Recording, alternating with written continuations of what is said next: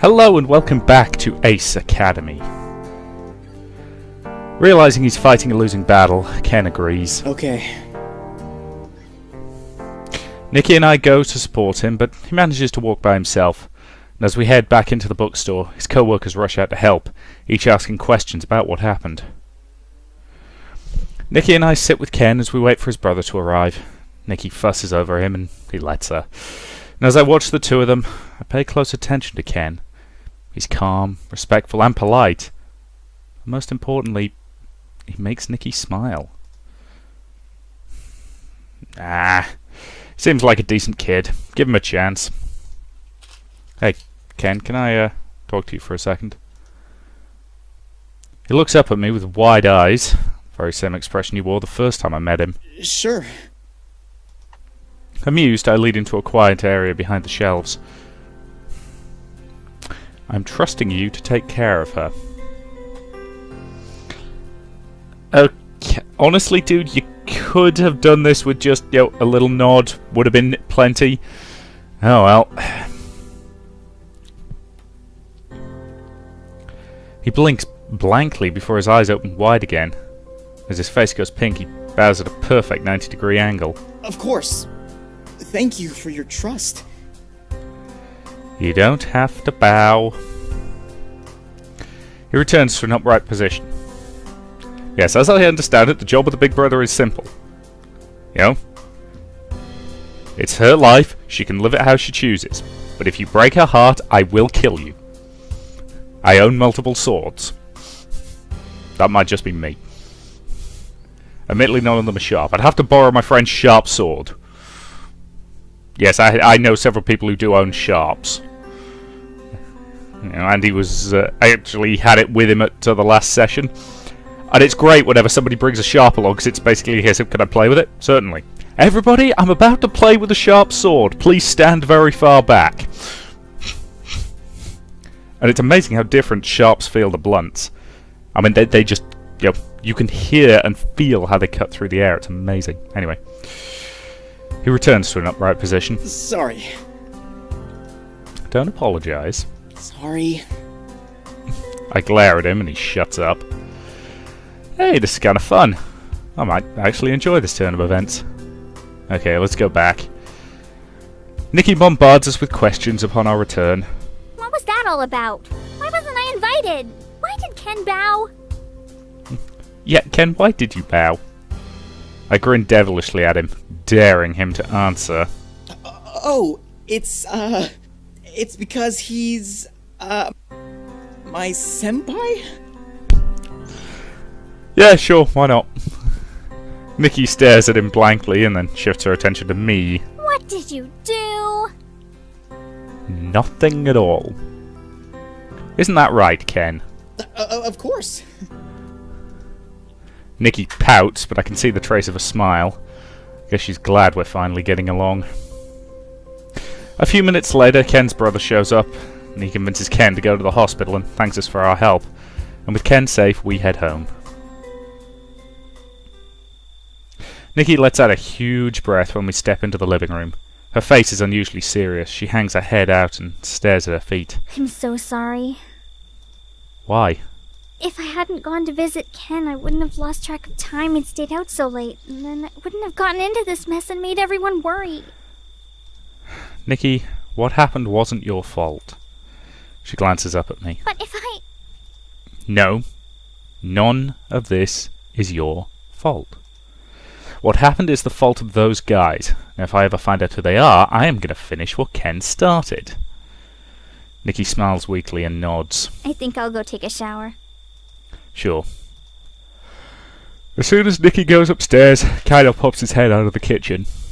Is Nikki gone? Yeah. He pauses, gives me another look. Did something happen?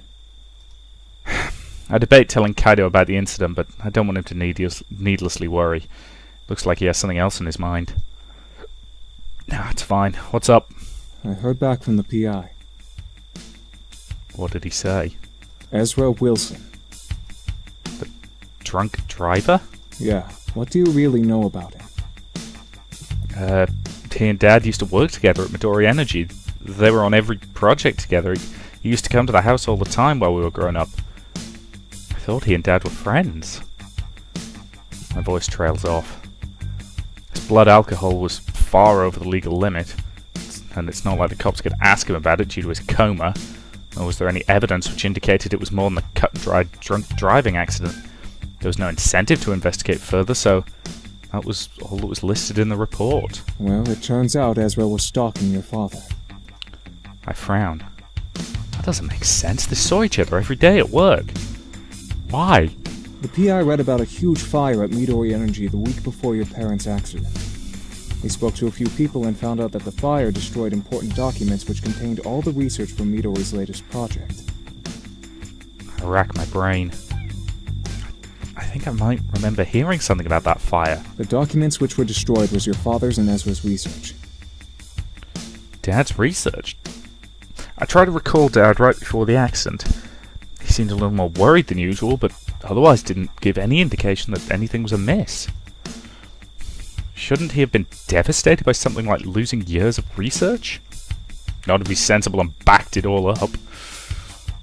Was he trying to protect me? Or was something else going on? Ezra didn't take the loss well. Right after the fire, Ezra accused your father of purposely sabotaging him by setting their research on fire. Dad wouldn't do that. It was his research too. Right. It didn't make sense. Nobody believed him and they chalked up his breakdown to stress. But he wouldn't let it go. He accosted your father many times at work demanding answers. It got so bad that he was assigned a leave of absence by the company. On the day of the accident, your parents had lunch at a cafe. Nikki called and asked them for a ride. Yeah, I remember. The PI asked the waitstaff if they remembered seeing your parents there, and they did. Ezra too. He was there? Yeah, he'd followed them there and was already clearly intoxicated.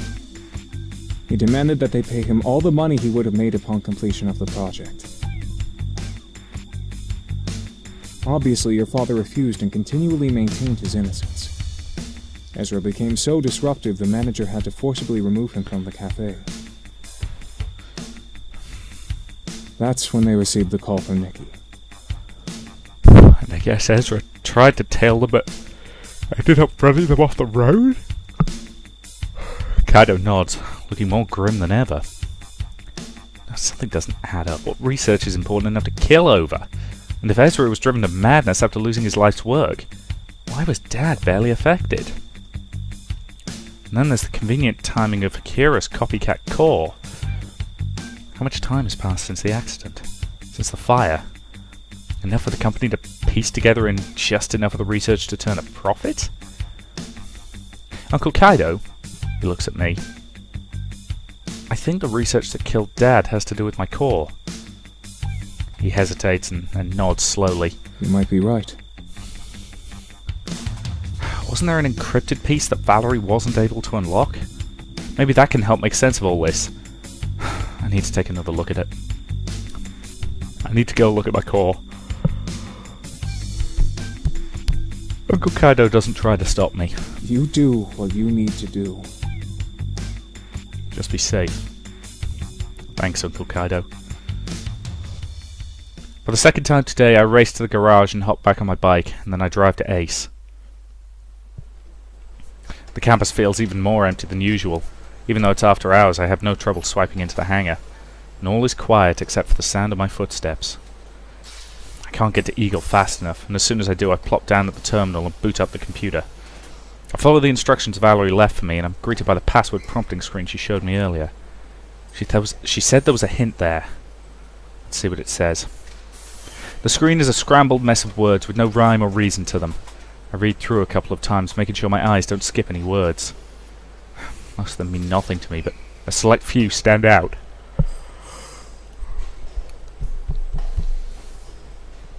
Cricket, Moo, Sahopsalot. Those were childhood nicknames Dad gave me. Each one of them has a story, but none of them were very long-lived. But the ultimate nickname that stuck with me for an embarrassingly long time was Meatball, because when I was born my cheeks were big and round like meatballs. Dad's favourite story to tell was the time I started school. The teacher called Richard for a roll call and I stayed silent, so she marked me absent. After she'd gone through the list of names, I said she didn't call mine. She asked if my name was Richard, and I responded to, no, my name is Meatball. I've been called Meatball at home for so long, I didn't even know my real name. That must be the answer.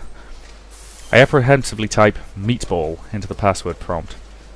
My finger hovers over the enter key before pressing it. The prompt disappears and a video pops up on the screen. My breath catches in my throat as Dad looks straight into the camera. There are dark circles under his eyes and worry lines around his mouth. His hair sticks up at odd angles and his clothes are smudged with dirt and oil. He notices the recording light is on and tries to Sorry. He notices the recording light is on and tries to fix himself up a bit, before giving me a weak smile. The fact that you are watching this now means something must have gone wrong. He sighs and his voice grows thick. I'm sorry. I try to swallow the lump in my throat and ignore the sting of tears in my eyes. This wasn't the Dad I remember. The Dad I remember had a booming laugh which took up the room. He was sure of himself, never had regrets. By putting this technology in Eagle, I have potentially endangered you. But I don't know where else I can keep it safe. Meteor Energy doesn't fully understand the scope of this research. They're willing to sell it to anyone without considering the consequences. Companies which would weaponize this technology will cause irreparable damage. They could create energy explosions 13 times the force of a nuclear bomb. How big a nuke? Because there's many different sizes of nuke, anyway. He sets his jaw and lifts his gaze back towards the camera. His eyes are unusually steely and cold. That's why I caused the fire. I burned all copies of my research to prevent it from falling into the wrong hands. Dad runs his hands through his hair, a gesture that he would do whenever he was stressed or worried. It's hard to completely destroy 20 years of research. Especially when this technology could bring so much good. The possibilities would have been endless. This new format of energy may function similarly to existing methods, but the fundamental principles are vastly different and have far wider scalability implications. A shadow of his old self returns when he talks, and I catch a glimpse of a genuine smile.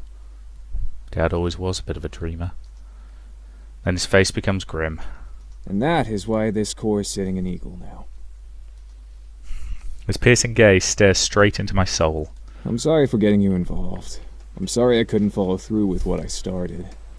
But most of all, I'm sorry I wasn't able to tell you this in person. His eyes look glassy and glitter too much beneath the light. I probably don't say this enough, but I'm so proud of who you've grown up to be. I know, if you're watching this, that I've put a heavy burden on your shoulders, but I trust you will make the right decision. My only hope is that you can find it in your heart to forgive me. Dad glances behind him. Something must have spooked him, because when he faces the camera again, he smiles feebly, and his voice is quiet. Take care of your sister. Goodbye, son. The video cuts abruptly. At first, I'm too stunned to move. The image of Dad is seared into my eyes. He was the same, and yet so unfamiliar. And as his face slowly fades away, I'm surprised to feel wetness on my cheeks. He knew. He knew exactly what he was doing when he hid this technology inside of Eagle. And now I understand why I wasn't allowed to help program the core. I understand why Dad seemed almost obsessive about completing Eagle. It also makes sense why I never noticed a difference between this core and any other. Dad never matured the technology. He must have set up the overdrive configuration probably not long before he set the overdrive to only happen once, so I'd begin the search for answers. His last words ring in my mind. Goodbye, son. He knew the implications of his research, and had trusted it all to me through the gear we built together. I glance over at Eagle, partially obscured by shadows. The darkened blue no longer seemed like a warm and inviting, like the salty spray of the ocean. It feels dangerous, like a cold winter sky. I try to bring up the video once more so I can hear his voice one more time, see his face, even though it's not the one I remember. But I can't. This was a one-time initiation. As I try to process the situation, I I don't know what to feel. I recall Dad's hollow cheeks and the shadow of pain in his eyes. And of one thing am I certain. I can't keep using the core knowing all this. What will I do about the research? Keep it. Sometimes Dad thought too much about the big picture and forgot the details. He wanted to create a better future for us and was willing to die to make his dreams a reality. And if only he could have seen that future we wanted, there was one with him in it. I don't want Dad's sacrifice to have been in vain. I want him to achieve his dream. I climb up the ladder beside Eagle and open the cockpit, and key in the sequence which unlocks the panel protecting my core. Like a beating heart, it gives off a faint pulse of energy. I open the terminal screen in my cockpit and find the source information for my core. After collecting all the schematics into a data drive, I set an impossible run instance. The low glow continues to brighten more and more, and after a zapping noise it becomes an opaque object. As far as anyone would know, the core short-circuited. That seems like a very foolish move, but okay. This technology belongs with a company who will utilize it properly, and until I know who that is, I'll keep it safe with me, and not bring any more attention to it. After learning all that I have, I can't keep using it as a leg up against the competition. Eagle will use a regular core from now on. As I stand there, I suddenly feel so tired, so lost. With that thinking, I pull up my phone and dial the first name that comes to mind. Hey, I didn't expect to hear from you so soon. Yuna, can we meet? Worry enters her voice. Yes, of course. What's wrong? I just found out something huge. Need to talk. Okay, should I come over? No, I'm not at home. I can come to you if that's okay. Sure. Thanks. I'll be there soon. We hang up, and as if in a daze, I make it to Yuna's house. I hear barking on the other side of the door, and Yuna ushers me in before Mochi can escape. As we settle on the couch, she frowns. Are you okay?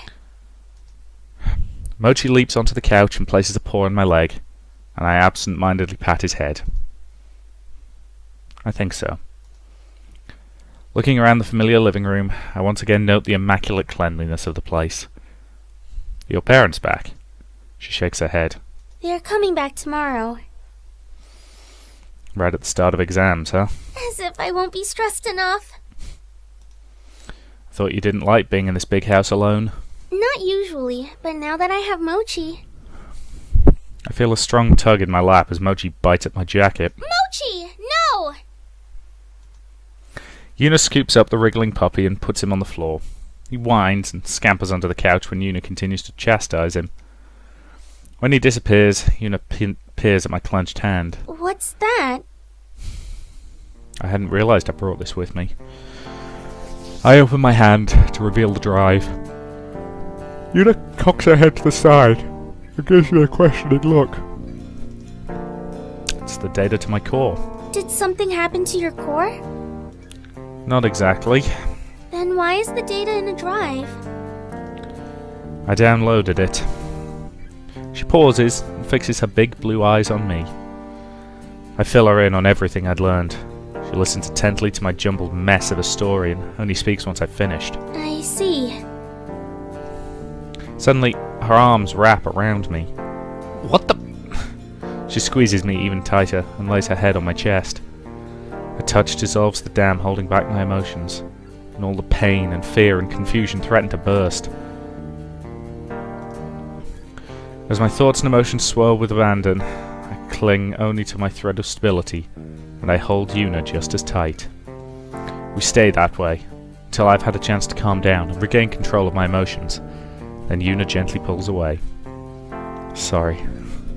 Guess I'm not that much fun to be around now. You have a lot on your mind. Yeah. From what I've heard, you two are a lot alike. I blink. What? You and your father. From what you've described, he's confident and headstrong, but has an immense heart. He was always looking out for those he cared about. Sounds familiar, doesn't it? She smiles. I know this must be confusing for you. It sounds like your dad kept a lot of secrets, and you keep wondering what if. Wondering how you couldn't see this coming sooner. It's like she can see directly into my brain. She looks into my eyes. You can't go down that rabbit hole. It will consume you. You couldn't see it because your dad didn't want you to see it. He was trying to protect you. The same way you haven't told Nikki because you're trying to protect her. How did you know that? Yuna's look softens. Because I know you. Because I'd do the same thing. She looks away. Because Yudai did the same thing.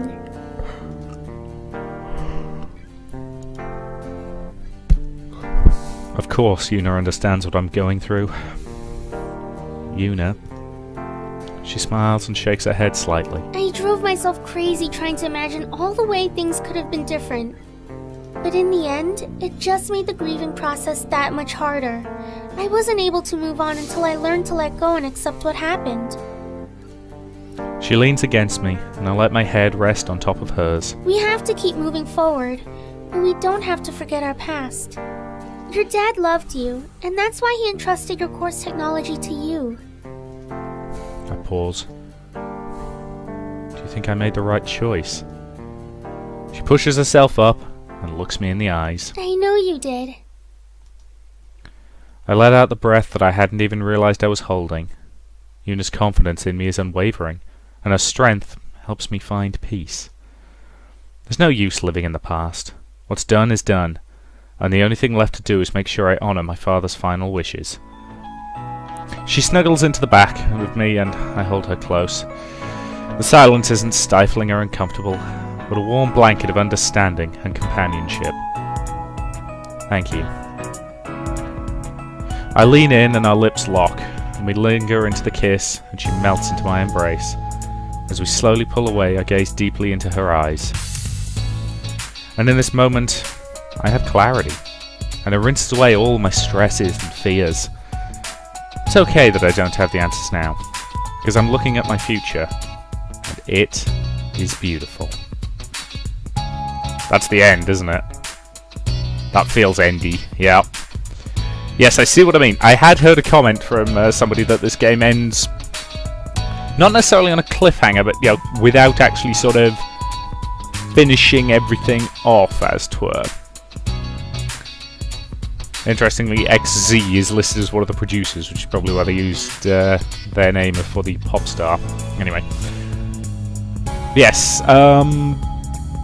so yes. So I could theoretically have got it done in a week, but doesn't matter. So yes, again, sorry for having to stretch this one over 2 weeks, given that it's, 31 parts total? No, it's probably not even that. I think it's 26. So it's a good job I didn't get the full 25 last week. It would have been 1 this week, and that would have just been terrible. God, they all have several of them have some weird nicknames. Angela Lorenzana. I feel like I kind of half recognise a few of these voices as well. Anywho. But yeah, so that was Ace Academy, and yeah, I enjoyed it. It does feel like there's more story, so I will keep an eye on this, and if they do update it with more content, I will do it as a weekend thing. That seemed reasonable to everybody. Good. So yeah, until then, review on Friday as per usual. And I will say thank you very much for watching, and I will see you in future series. Incidentally, next week, I think we're moving on to Danganronpa 2.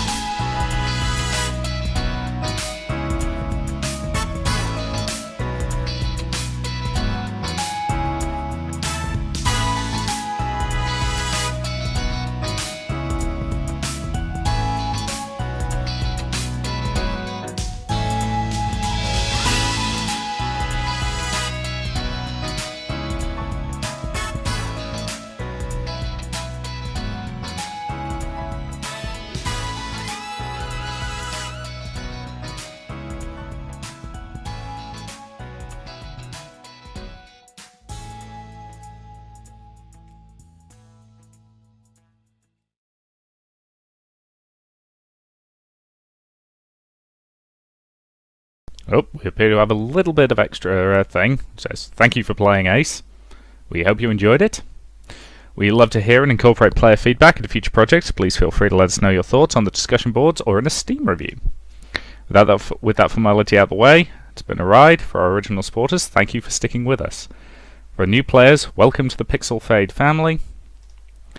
While the adventure of Ace stops here for now, yep, thought so, Pixel Fade are always exploring new options. Please feel free to check out what we're up to at pixelfade.com. Thanks again.